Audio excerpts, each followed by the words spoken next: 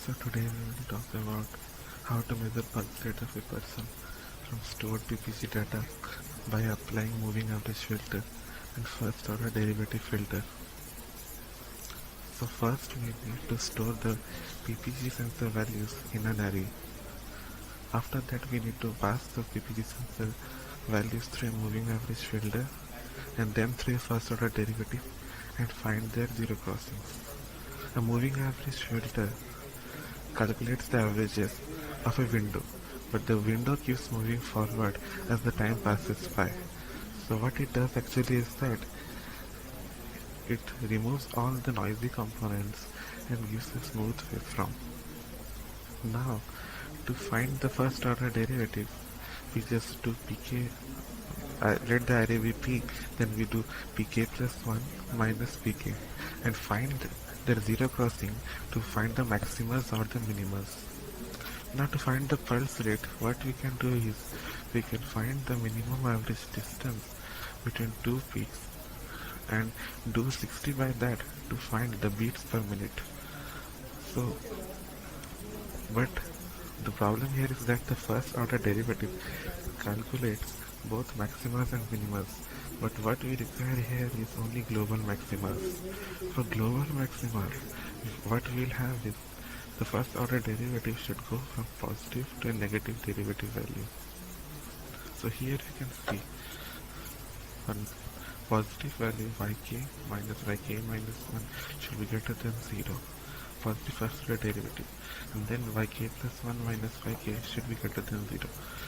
This denotes the transition to the negative first order derivative value. So the condition for the for loop will be this: y of k greater than y of k minus 1, and it should be also greater than y of k plus 1. But the problem here is that there can be other maximas also which will be detected from this condition.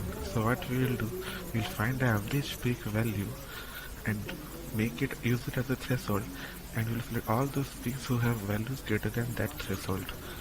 So we will run a for loop and find the average value of the peaks we found in the previous condition. In the next for loop, what we will do, we will put the same conditions for the peaks as before, and we will put an extra condition, which is that the value at that point should be greater than the threshold values. Now we will calculate the distance between the peaks in terms of array index, and then find the average peak to peak distance, because there can be more than one peak in an array, and this should be in terms of array index. So let's call this an average. We need to multiply this by sampling time ts to get the average peak to peak time, which will be n average into ts. Now we need to find the pulse rate in terms of beats per minute. So what we will do is 60 by tp to get the pulse rate in beats per minute. So let's look at the code. Initially, here are the variable declarations. Now let us look at the code of the program. First, I have declared an array named x float array of 150 samples, and this is the pre-recorded PPG sensor values. Now I have declared a constant integer L which has value 6, which will be actually the order of the MAF filter. Next there is float MAF temp H P, and we will see what meaning they hold as I go on explaining the program. So first here I am declaring the function which calculates the moving average value of the array. Now in void setup, first we need to select the baud rate. So serial.begin 9600 here is the baud rate, and you have to make sure that the serial monitor is also tuned at the same baud rate. So first I will call the moving average filter function and pass through the pre-recorded PPG sensor values, which will get stored in the global variable declared p. Now after that, what I will do is I will put the condition which I had explained you in the document for finding the maximas, which is here. Pk plus 1 is greater than pk and pk plus 2, and I will sum all these values, amplitude values, in edge trace so that I can find the average peak value. And CTR here counts the number of peaks, and every time a peak will be encountered, CTR will increase. And after that I will do threshold value is equal to threshold value by CTR, which calculates the average peak value. And after that I will put the same condition as I had put before for finding the maximas, and I will include one extra condition, which is that it should be greater than the threshold value, which you can see here. Now, if there are 3 peaks in the 150 samples, then we will get 3 values. So, these 3 values are actually the peaks which are counted by the variable PCTR. The PCTR gets incremented whenever the one global maxima is encountered in an array. And h peak stores the index value of those values. Now, if it so happens that the number of peaks in 150 sample is greater than 1, which should be the case usually, then what I will do is I will subtract the last peak index minus the first peak index so that I can get what is the total peak to peak distance in the whole 150 samples, after which I can divide it by PCTR minus 1 to get the average peak to peak distance. You can understand why this is PCTR minus 1, because if there are 3 peaks, there will be only 2 peak to peak distances. So if there are n peaks, there will be n minus 1 peak to peak distances in the array. So here I am doing the average index. Average index here will be peak sum by PCTR minus 1, which will find the average peak to peak distance in terms of array index, and tsam to get the average time difference between the 2 peaks. Now to find the heart rate, what I will do is to 60 by peak sum to find beats per in units of beats per minute.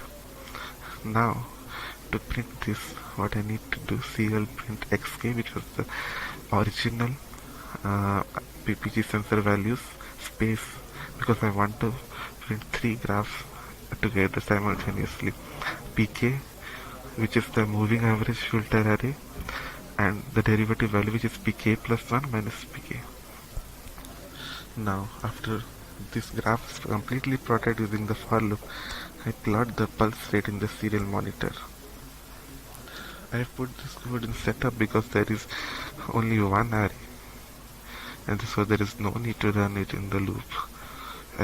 We can use the loop if there are continuously we are getting the values and we need to take them, but since there is only predefined array, so I need not run it in loop because it will not generate any new value. Now let us see how does a moving average filter work.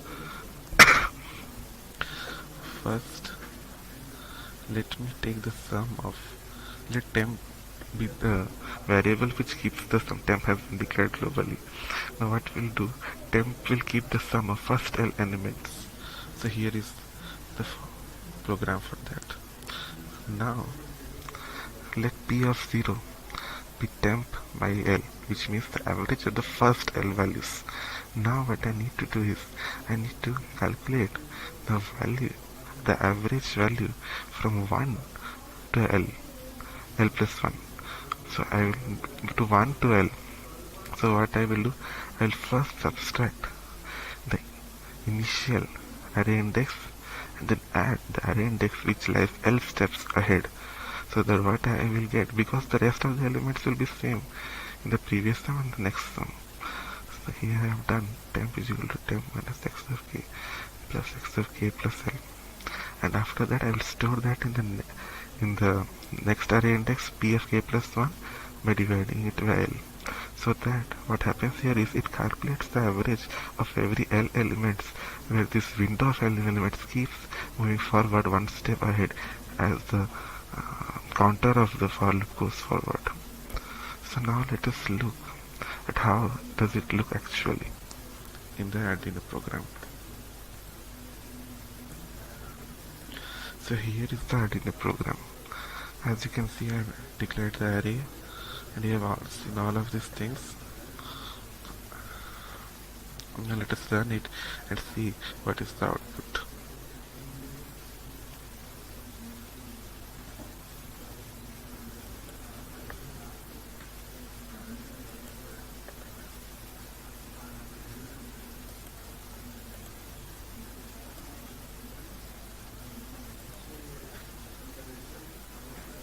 So here you can see the blue one is the actual sensor values, and the red graph is the moving average filter output. So you can see that the red one has smoothed out all the high frequency components present in the original PPT sensor values, out which the green one is the derivative value. Now let us see what is the heart rate. For that we need to use serial monitor.